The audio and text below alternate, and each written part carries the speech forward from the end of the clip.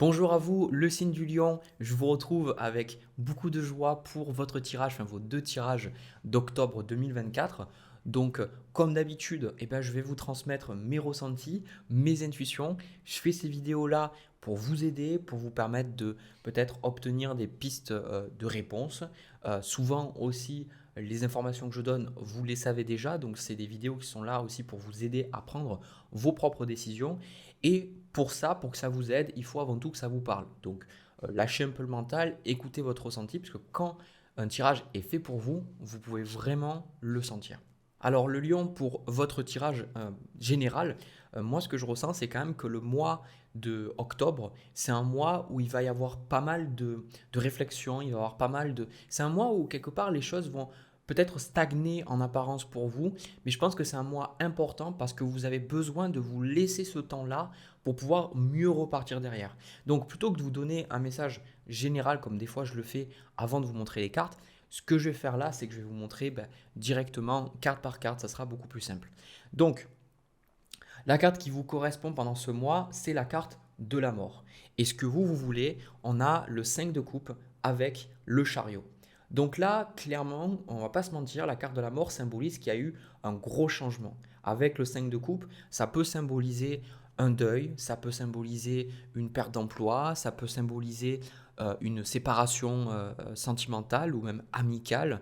C'est quelque chose qui vous impacte énormément parce que le fait que vous ayez la carte de la mort, c'est que pendant ce mois, vous allez avoir la sensation que ce sur quoi vous vous fondiez avant, votre vie se fondait peut-être sur une relation, sur un travail, sur une maison, je ne sais pas.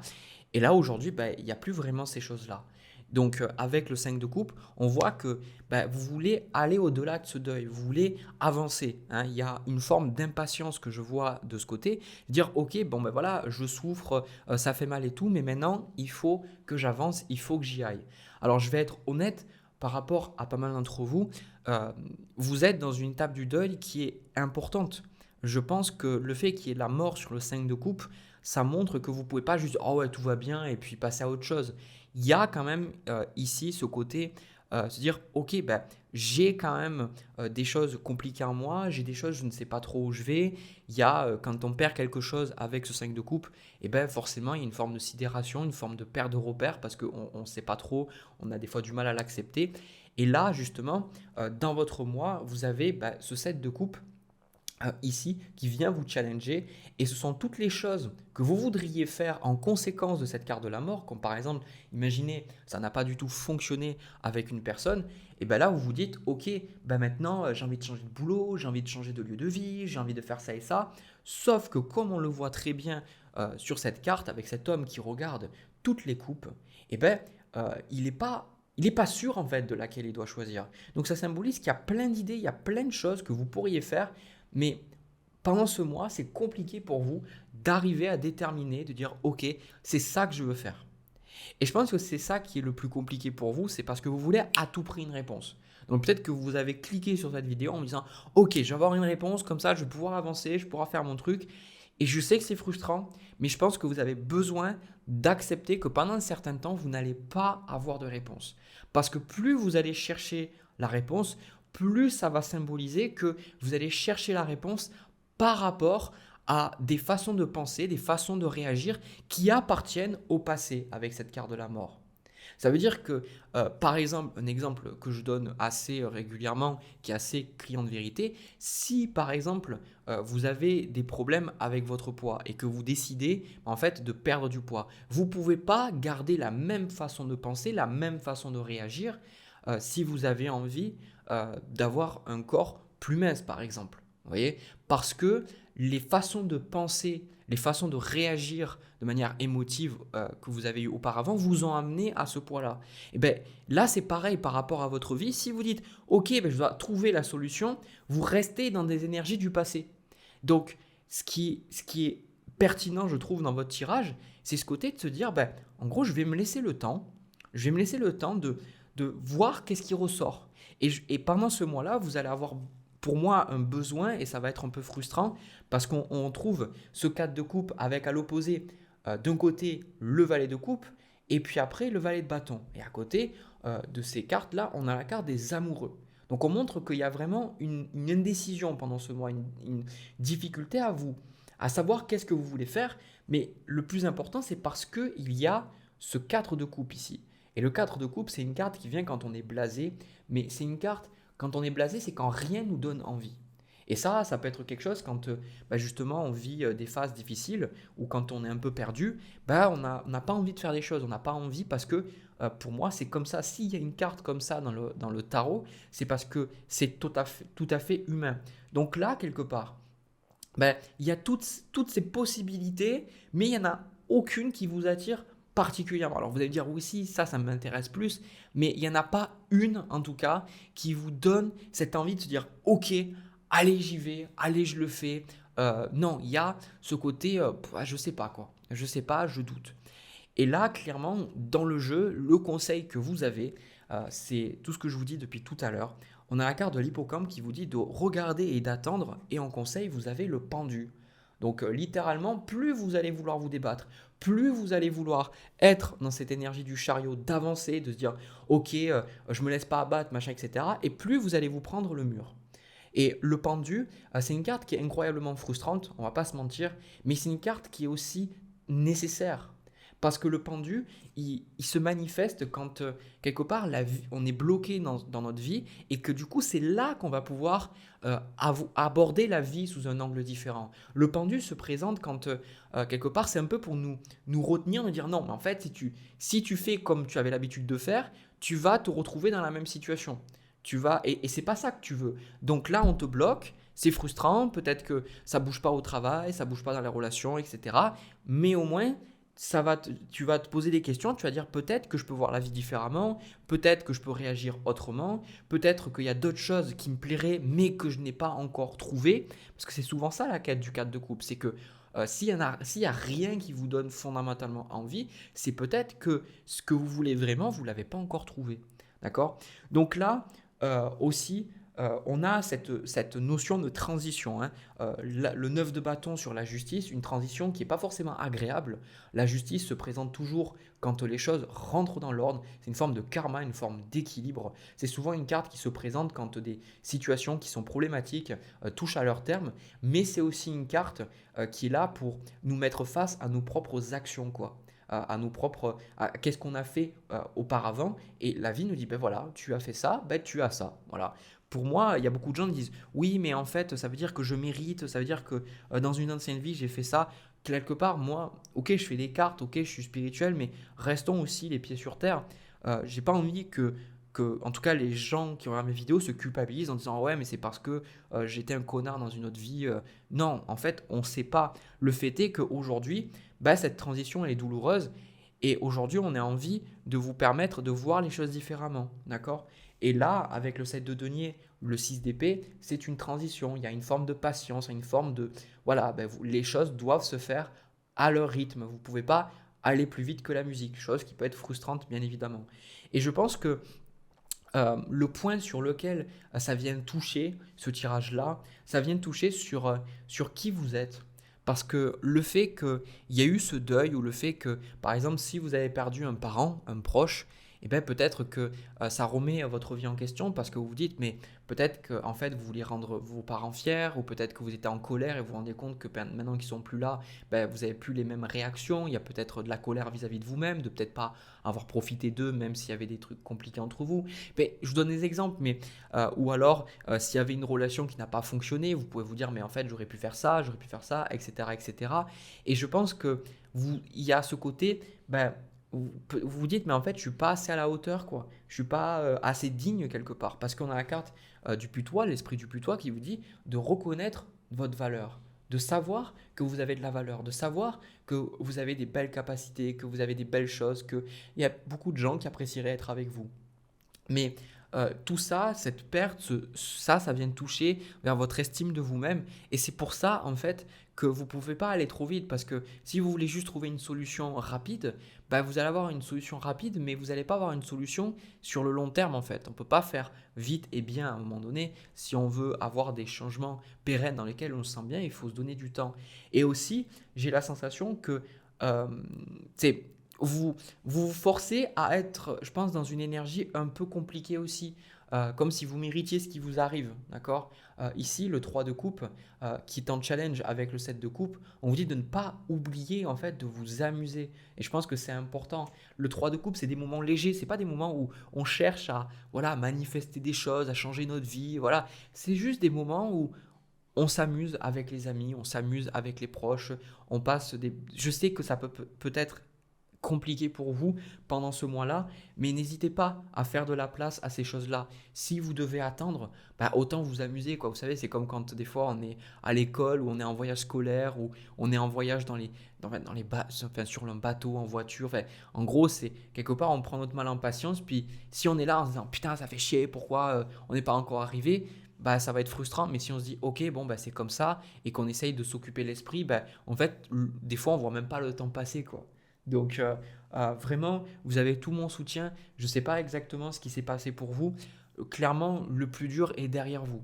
Parce que les cartes que vous avez après, ce sont des cartes de rétablissement, ce sont des cartes de guérison. Le 6 d'épée, c'est une carte qui vient souvent même pour la guérison physique. Donc, le fait est que vous avez vécu ça, c'est compliqué. Maintenant, vous devez réapprendre à marcher, réapprendre à communiquer, réapprendre à vous connaître quelque part, parce que c'est une nouvelle façon de voir le monde.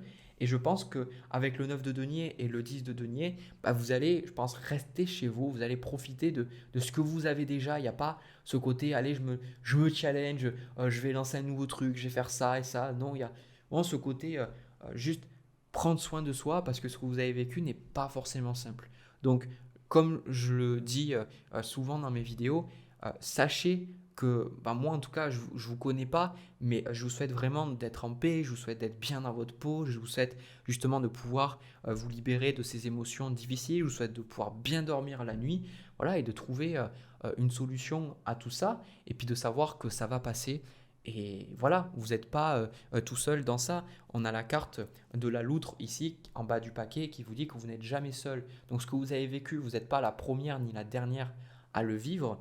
Et on sait que c'est compliqué, on sait que c'est pas simple, mais vu que vous avez le pendu, ça veut dire que si vous acceptez de traverser ces choses et que vous acceptez de voir peut-être la leçon, comme on voit avec le pendu euh, et le soleil autour de sa tête, vous en ressortirez beaucoup grandi.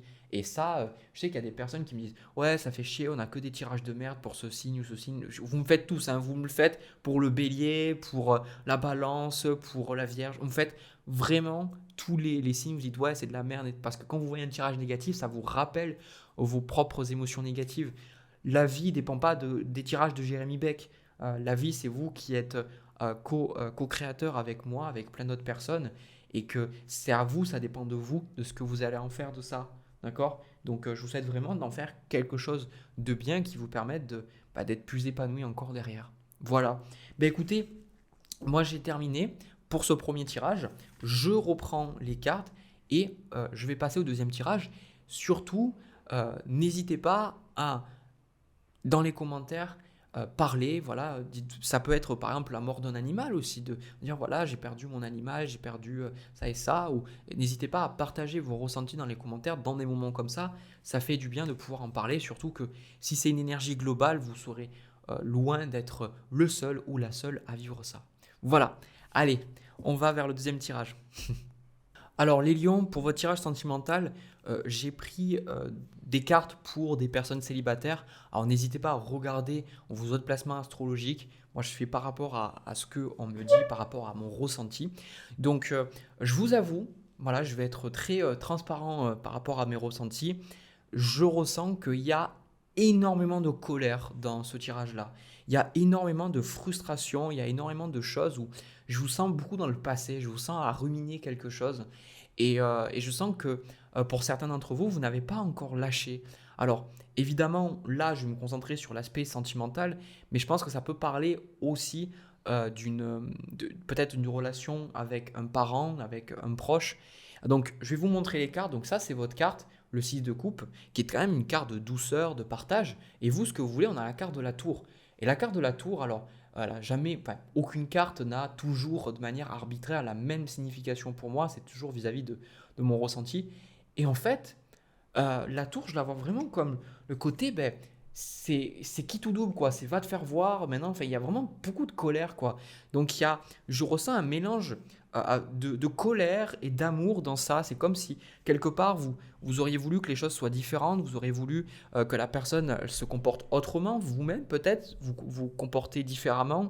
Et il y a en même temps, peut-être, ce côté nostalgique, côté de dire, bon, ben voilà, peut-être que on était bien ensemble. Enfin, ça se mélange, il y a pas mal de choses qui se mélangent, donc ça fait amour-haine, hein, ce tirage, clairement. J'ai pas pris de carte pour l'autre personne parce que pour moi c'est pas pertinent dans le sens où j'ai quand même eu assez d'informations à côté.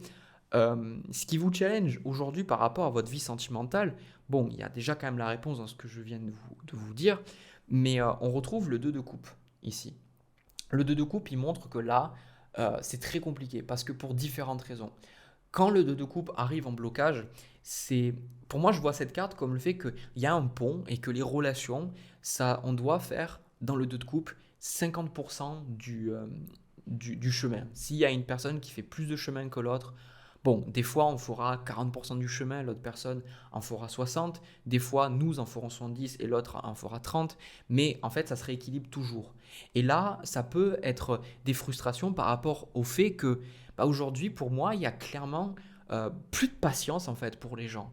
Je vais être honnête, hein, vous avez plus de patience. Vous avez plus de patience parce que quelque part, il y a eu tellement d'abus, je pense, vis-à-vis de vos relations précédentes, qu'aujourd'hui vous dites, oui, bah si je dois faire des efforts, bah c'est déjà à l'autre de le faire, quoi. Voilà, il y a vraiment un côté comme si l'autre personne devait se qualifier, mais en fait, déjà de but en blanc de voir la relation comme ça, vous allez forcément perdre parce que vous partez du principe que c'est quelque part un jeu ou que c'est une forme de méritocratie, alors que finalement, le 2 de coupe, il vous dit que une belle relation, c'est une relation dans laquelle on se sent bien. Et c'est quelque chose sur lequel moi je me suis vraiment penché ces derniers mois et je me suis rendu compte que en fait, dans ma vie, j'ai toujours vu les personnes avec qui j'allais bien m'entendre, les personnes avec qui ça allait bien se passer. Et je pense que si on s'écoute sincèrement, il y a des personnes avec qui, même s'il y a des challenges, c'est fluide. C'est même s'il y a des problématiques, on arrive à discuter, on arrive à se comprendre. Et il y a des relations où des fois il y a une forme d'alchimie, mais il y a juste, c'est très compliqué en fait d'être compris. Donc ça fait penser peut-être à des relations karmiques. Et quoi qu'il en soit, le 2 de coupe pour moi, il vient vous rappeler que quand vous êtes bien avec quelqu'un, il n'y a pas besoin de forcer, il n'y a pas besoin de se poser 10 milliards de questions. Donc là, quelque part, il y a la carte amour non réciproque qui montre que là, soit vous êtes encore bloqué sur une relation qui n'a pas fonctionné, qui peut-être une relation qui n'a même jamais existé, hein, et on a la carte aussi faites un effort qui vous dit le grand amour vaut bien le respect des étapes par lesquelles vous devez passer. Donc ici, on vous dit que si vous voulez vraiment avoir une relation sentimentale qui soit épanouissante, ben c'est important de savoir ce que vous voulez. Je ne suis pas là pour vous faire la morale, mais juste pour vous mettre face à vos propres actions. Qu'est-ce que vous désirez? Est-ce que vous désirez avoir raison? Est-ce que vous désirez vous protéger? Est-ce que vous désirez vivre dans la peur? Ou est-ce que vous avez envie d'être avec quelqu'un et d'être bien? Vous ne pourrez pas avoir les deux, il faut choisir. Et si vous avez vraiment envie d'être avec quelqu'un et d'être bien, ben, je sens que dans votre tirage, ça serait intéressant déjà de sortir de cette prison mentale, d'apprendre à vous pardonner, d'apprendre à pardonner. Moi, un truc qui m'a parlé dernièrement, c'est par rapport à ma famille, en fait. Euh, c'est le fait que je me dis que j'ai essayé de pardonner, j'ai eu du mal, mais en fait, est-ce que j'ai voulu le faire? Est-ce que déjà, je me suis dit, j'ai voulu pardonner, quoi? Et là, on a la carte pardonner et apprendre qui clairement vous dit, tant que vous aurez pas quelque part euh, tant que vous n'aurez pas accepté que les choses se sont passées telles qu'elles se sont passées, tant que vous n'aurez pas fait le choix de sortir de ces miasmes mentales, parce que oui, c'est un choix de se dire, ben voilà, pendant un certain temps, des pensées vont venir, de dire, ben non, en fait, j'ai pas envie de rester dans cette haine, parce que des émotions nourrissent d'autres émotions. Voilà, si vous voyez une personne en colère, bon, ben des fois, ça peut être plus facile pour nous de se mettre en colère. Si on voit une personne qui est joyeuse, ça peut faire sortir cette émotion en nous.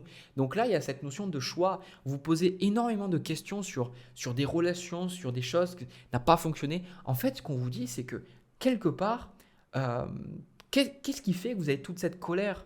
Hein? Et qu'est-ce que vous pouvez faire de cette colère-là? Parce que tout ce que je vois avec le jugement, c'est dur à expliquer parce que c'est du ressenti, mais je vois ce roi de bâton et cette reine d'épée qui est en conflit en fait. On sent un conflit avec le jugement, le côté en gros de dire les choses, d'exprimer les choses. Vous êtes aussi quand même un signe de feu, vous êtes un signe fixe. Hein, le lion, c'est pas celui qui va toujours courir après ses proies. Hein. S'il se lève, c'est vraiment pour faire quelque chose qu'on a ça dans la savane.